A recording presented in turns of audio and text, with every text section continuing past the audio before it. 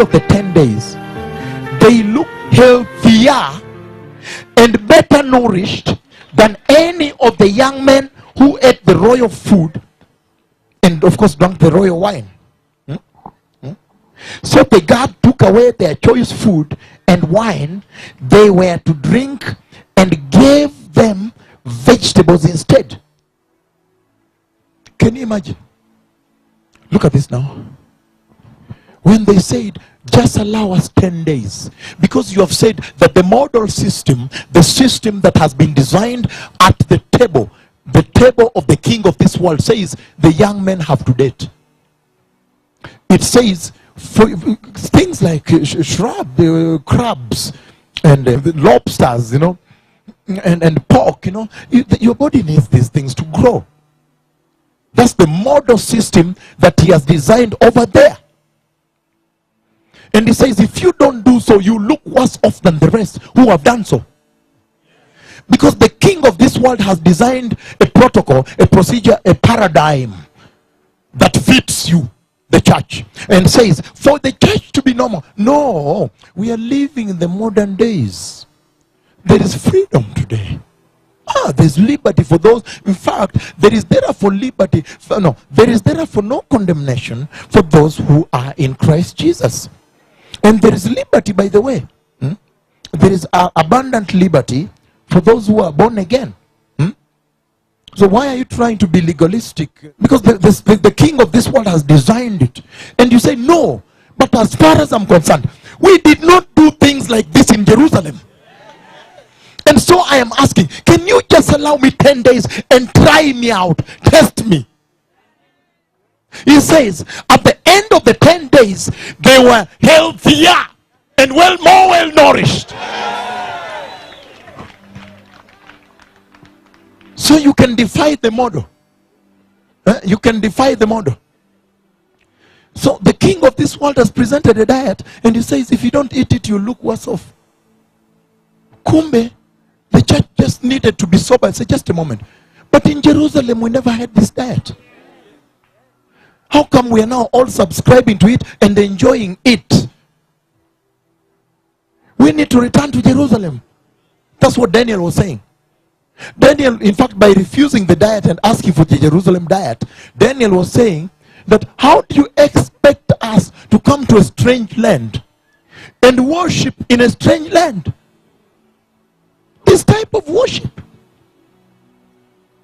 That's what Daniel was saying.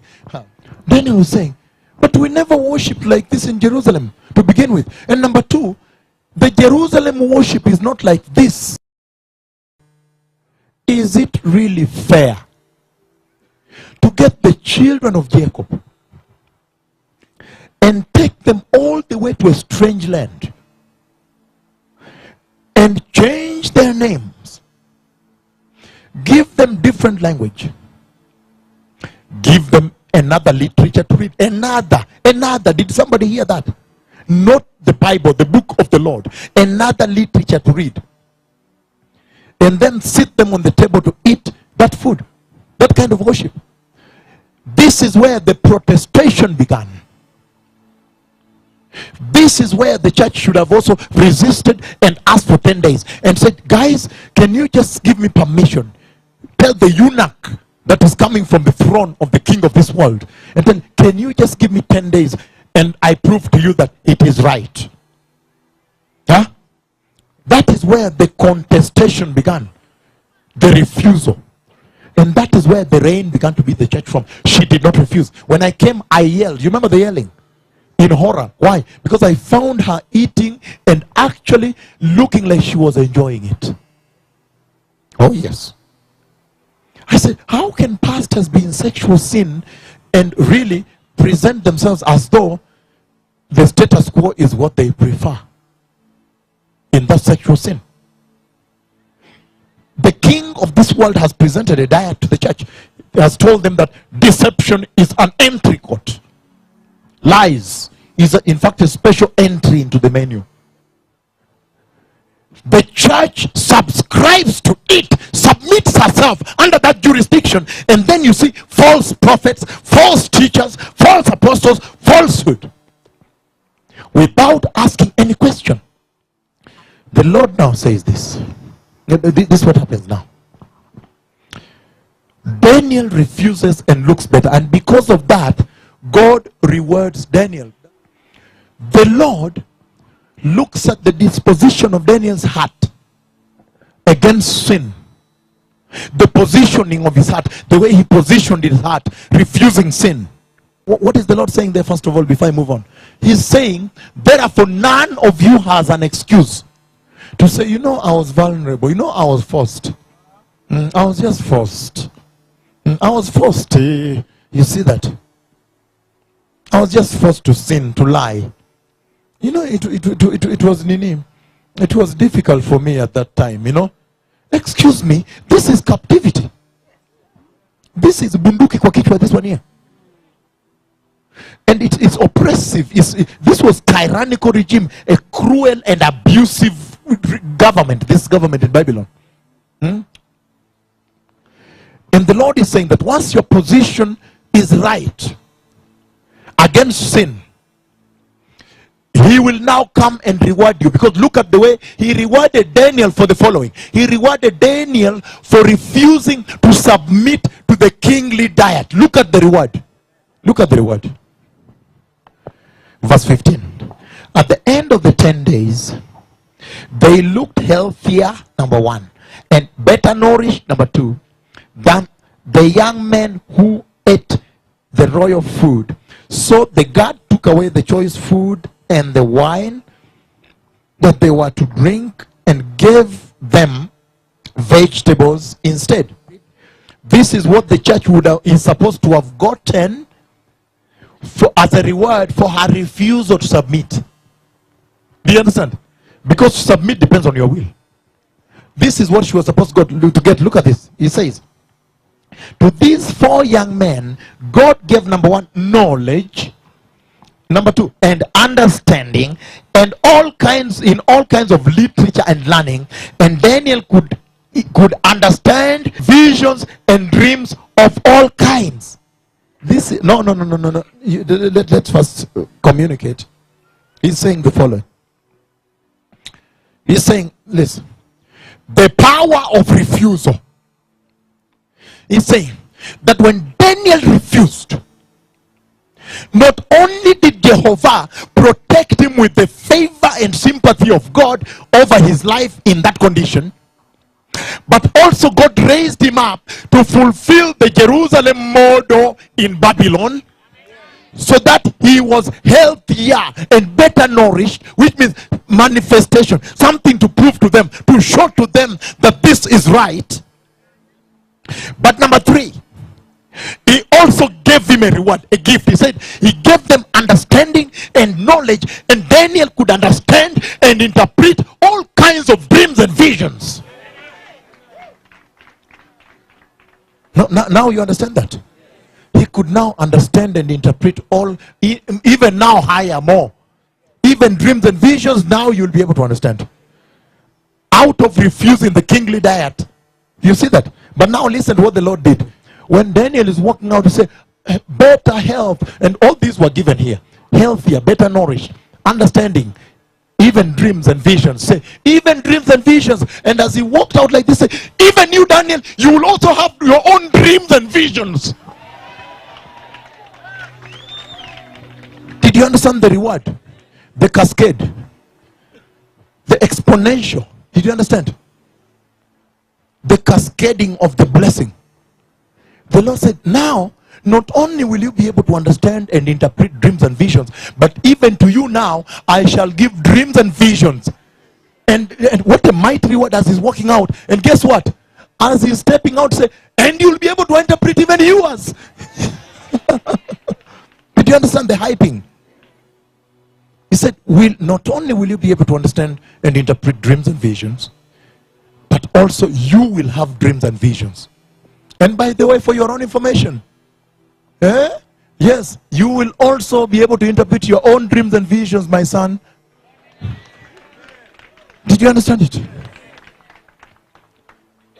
That is where the rain beat the church from. Because you can imagine how much more the church needs at this hour to have understanding, knowledge and understanding to interpret the dreams and visions of this hour. You can imagine. I'm going to walk with you what Daniel received because of one thing.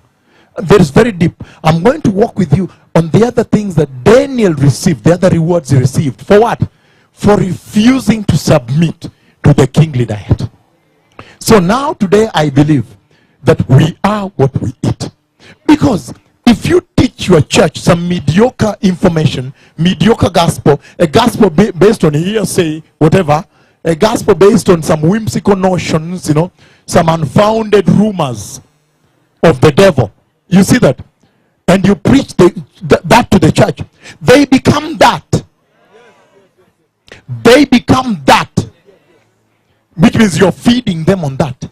But if you refuse and begin to feed them on this Jerusalem diet here, and you tell them we shall only have vegetables, the green ones. I mean green. When I say vegetables, I mean green, and you make it clear. And you tell them, and clean water. So they don't bring in any other type of water. Clean. Huh? And then they are what you feed them. Do you see the reward of Daniel in this conversation? Daniel was having a conversation with the Lord here. And look at how the Lord rewarded him for one single thing. To do what? For doing what? Refusing to submit to the kingly diet. Did you understand the real catchword for the church to enter the kingdom of God? Is to say no to that diet.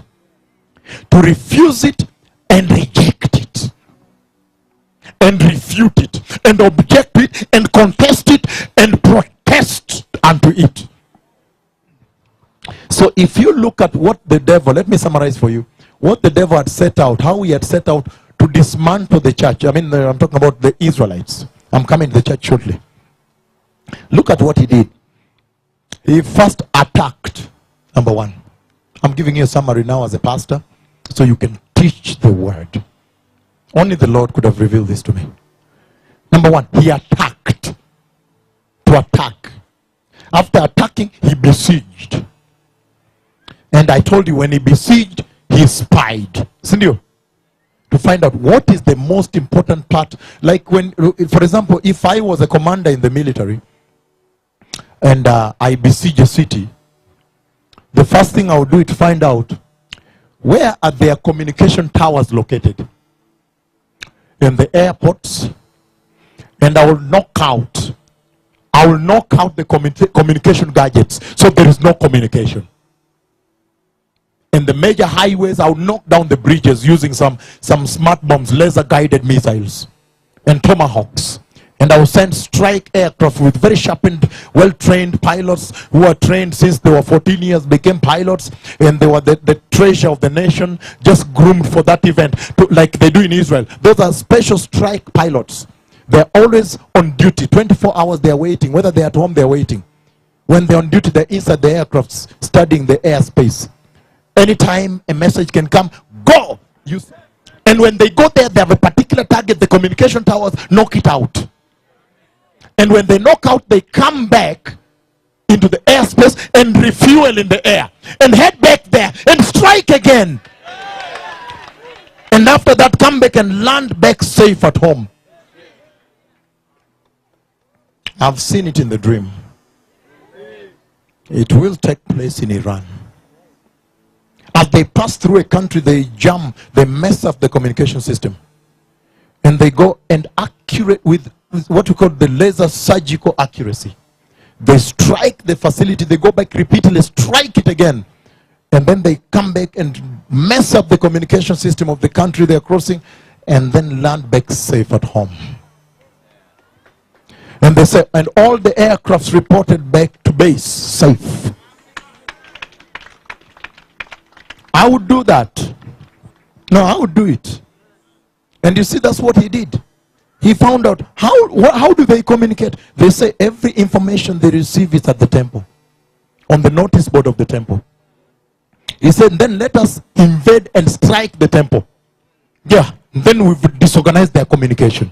They cannot mobilize. You immobilize them. And once they're immobilized, you can now do whatever you want with them. Huh? So the first thing is attack. Number 2, besiege. Number 3, spy. Number 4, demolish the temple. Number 5, consecrated vessels. That's loot, take away. Take away some of the most important gadgets that they might use to reorganize a mobile communication system. Get those gadgets that they might use. You might find that, oh, they have moved worship from Jerusalem. They are now worshiping in Jericho. They took away all the articles, and they established quickly worship in Jericho. And the Lord is helping them again. So take away those gadgets that you think they can be used to quickly put together a communication gadget in the field. Royal family. Target those of royalty, those who have inheritance to the crown. They always have unique ability to mobilize quickly and restore the nationhood of that kingdom, right? Number 7, change names. Change their names. Huh? Number 8, change their food. You know, once you change the names, nobody can identify them anymore. You send them among the Israelites in Babylon, they say, who is this one? Is this Mishael? Huh? He has another name altogether. Totally, you cannot identify him. You cannot associate him with that which was inbuilt in him as a redeemer to you or deliverer, whatever it is. The church too. Huh? The devil has besieged the nations. And the church is the only one that has inheritance to the crown, to the throne. If there is going to be any kind of redemption and deliverance of the nations, it is going to have to come from this house here, this church, this royal priesthood, this royal family, this royalty, nobility. Change names, change food, change culture. Under culture, there's literature and language. Get them to start reading different things, not the Bible. And that's why today they are reading. I am now actually reading a book. It says the psychology of Paul when he reached Jerusalem. He says the philosophy of Apollo when he conquered Thessaloniki. Whatever. He has besieged the nations. Homosexuality is now normalized, has become normal. And enshrined, ingrained in the legal legislations of nations. Do you remember the standards he gave? I'm sure you made a list of the standards. When he said, find for me those in the royal family. And then he said, no. But you know the way refugees like to tell lies. Use the following standard to measure them. This is the litmus test, the acid test. And with this test, you can see whether someone's telling the truth. And he said, number 1, of course, royal. Number 2, they must be nobility. Number 3, also young. But number 4, without defect. Number 5, handsome. Number 6, aptitude. Number 7, learning. Number 8, well-informed. He is saying, look at how the devil is choosy. You think the devil is going to say, let me go to the bar now. I'm going to win people there. I'm going to attack those people in the nightclub and win them. I'm going to fight them until I win. You think he's going to do so? He will look for the most enlightened, because those are already marooned.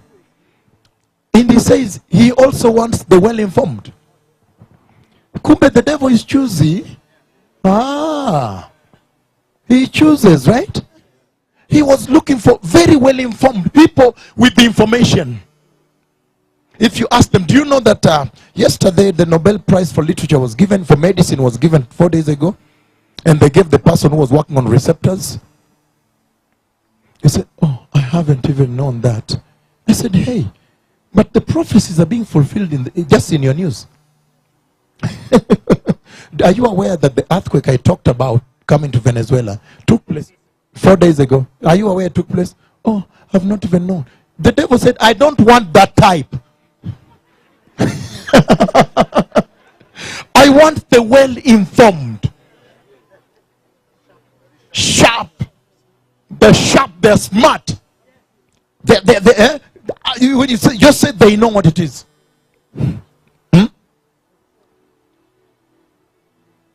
Which means he's looking for the enlightened. If we have received the knowledge of the truth and been enlightened, and then have gone the enlightened, who is the enlightened? The church. He's talking about the church. The church is the most enlightened. He's the well-informed, by the way. They know why things are happening in the world right now. The church is the one who is well-informed. So he's going to attack only the church. Nobody else. Niendeko kwa night club ni attack what nonkana sija attack kwa hiyo disco. Those are his. There's no wasting of resource and time.